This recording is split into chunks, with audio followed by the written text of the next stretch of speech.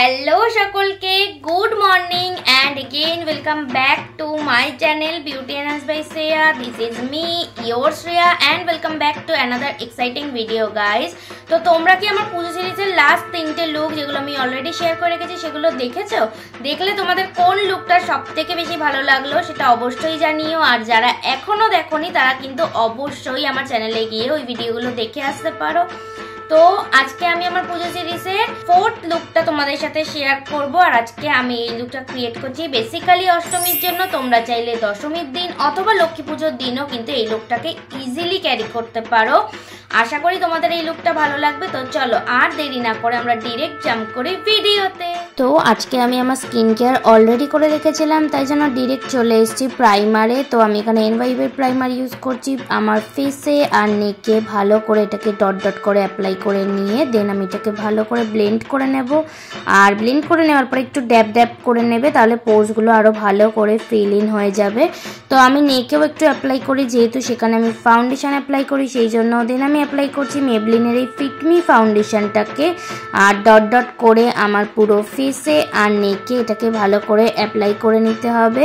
আর আজকে কিন্তু আমি কোনো রকমের কনসিলার ইউজ করব না, সেই জন্য আন্ডার আইতেও আমি আজকে একটু ফাউন্ডেশনই অ্যাপ্লাই করে নিয়েছি। দেন আমি একটা ড্যাম বিউটি ব্লেন্ডারের মাধ্যমে এটাকে ড্যাবিং মোশনে ভালো করে ব্লেন্ড করে নেব।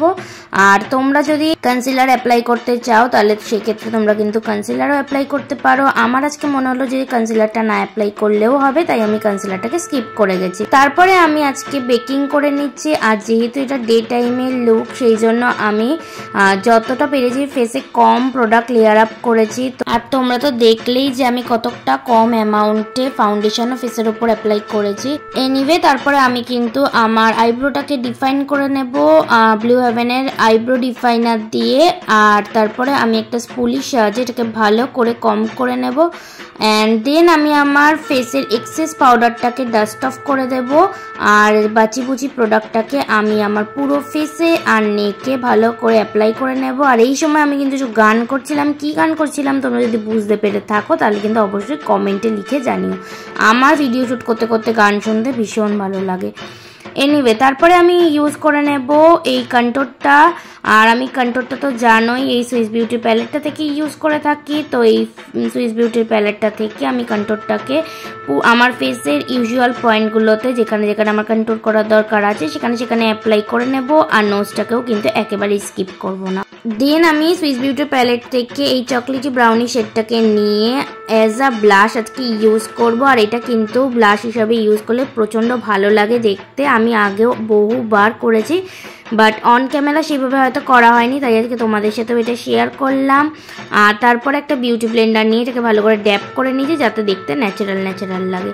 তারপরে আমি আজকে এনভাইবের এই প্যালেটটা থেকে জাস্ট একটা গোল্ডেন শিমারি শেড নিয়ে আমার পুরো আইলিডের মধ্যে অ্যাপ্লাই করব। যেহেতু এটা আমি বেসিক্যালি অষ্টমীতে অঞ্জলি দিতে যাওয়ার জন্য ক্রিয়েট করছি এই লুকটা, সেই জন্য আমি আই লুকটাকে সিম্পলি রাখলাম।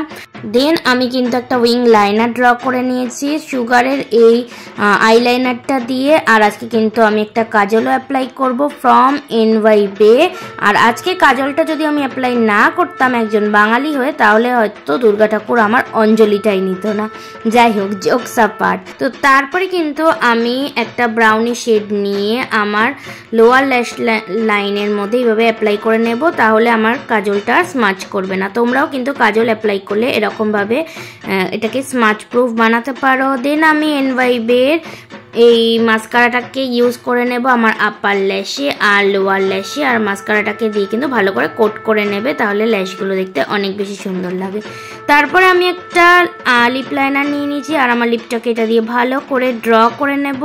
তোমরা চাইলে লিপ লাইনারটাকে স্কিপও করতে পারো, বাট আমার লিপস্টিক লাগানোর আগে লিপ লাইনারটা কিন্তু মাস্ট, তাই জন্য আমি এই লিপ লাইনারটা নিলাম। আর আজকে আমি ইনসাইটের এই রেড শেডটাকে পিক করেছি, কিন্তু রেড শেডটা আমি যখনই অ্যাপ্লাই করি আমি একটুখানি চিন্তাতেই থাকি বলতে পারো, কারণ আমার মনে হয় কি জানি কেমন লাগবে। তোমরা যদি চাও তোমরা সেক্ষেত্রে নিউডেও যেতে পারো, বাট আমি আজকে একটুখানি রেডই অ্যাপ্লাই করলাম।